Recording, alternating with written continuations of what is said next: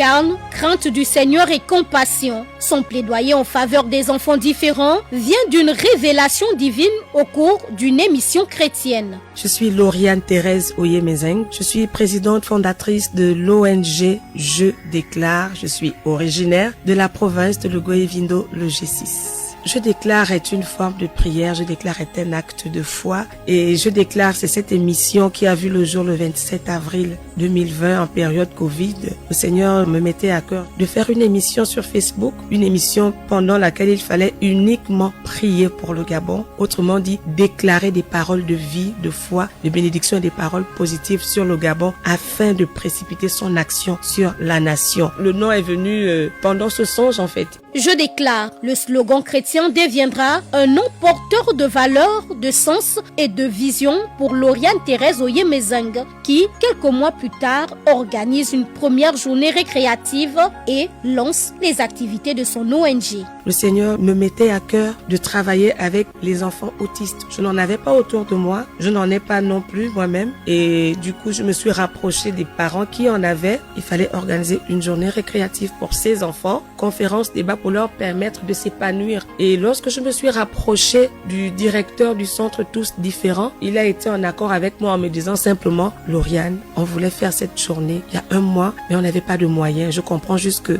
le Seigneur est en train de répondre à notre prière. Et nous avons organisé notre première journée récréative. Et c'est pendant cette journée que le Seigneur nous met encore à cœur de ne pas travailler seulement avec les enfants, mais plutôt avec les parents. Au quotidien, c'est le parent qui subit les regards. C'est le parent qui est stigmatisé parce qu'il a un enfant en situation de handicap. Moralement, le parent est atteint, mais on n'en parle pas trop. Au cours de cette rencontre, plusieurs consultations psycho-éducatives et encadrements spécialisés étaient au rendez-vous. Je les appelle l'équipe des logs, psychologues, sophrologues, réflexologues. C'est l'équipe des logs qui a travaillé tout au long de cette journée. Nous avons reçu des parents qui n'ont jamais rencontré un psychologue, un orthophoniste pour leur enfant autiste ou IMC. Et pendant cette journée porte ouverte, il y a eu des petites séances de sophrologie, de réflexologie. L'orthophoniste a ses stratégies, le psychologue a ses stratégies. On a pratiqué ça pendant cette journée-là, porte ouverte. Ils connaissent leurs stratégies. J'ai appris, par exemple, par le sophrologue, la câlinothérapie, ça vient du mot câlin. Donc, apprendre à aimer son enfant, à donner des câlins à son enfant, à s'aimer soi-même. La câlinothérapie, il nous parle de l'hydrothérapie. C'est des choses qu'on apprend, c'est-à-dire le développement dans l'eau. Il travaille avec de l'eau, il sait comment il gère ça. La musicothérapie, il y a une musique adaptée pour apaiser un enfant autiste.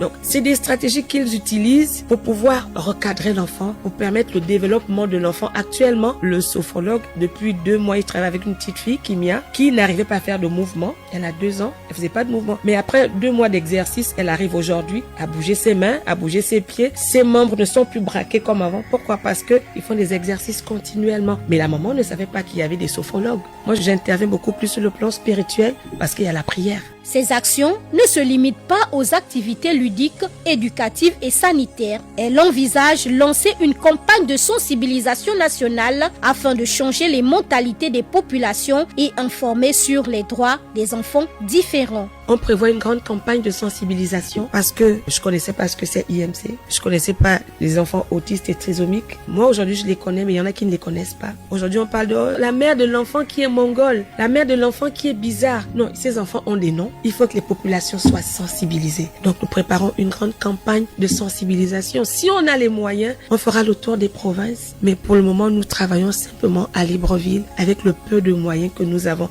Dans cette démarche, elle rencontre aussi de nombreux défis, notamment celui du manque d'accompagnement financier. Nous n'avons pas les équipements nécessaires. Nous avons un local, nous avons un siège qui est équipé à minima pour pouvoir entretenir les parents. Pour entretenir les parents, il a fallu qu'on ait un siège. Nous avons le siège, mais nous n'avons pas tout le matériel pour pouvoir permettre le suivi de ces parents-là. C'est des difficultés que nous rencontrons au quotidien. Derrière cette voix douce se cache une force spirituelle qui l'aide à poursuivre sa voie. Aux autorités qui l'écoutent, elle lance cet appel. À nos décideurs, aux institutions, aidez-nous à aider. Nous sommes proches de la cible. Aujourd'hui, on a le ministère des Affaires sociales et de l'inclusion. Pour terminer, nous avons la première dame. Nous avons le chef de l'État. Nous avons les ministères des Affaires sociales, ministère de la femme, tout ce qui tourne autour de la famille, tout ce qui tourne autour de l'inclusion, tout ce qui tourne autour du social et des personnes de bonne volonté. Contactez-nous, aidez-nous à aider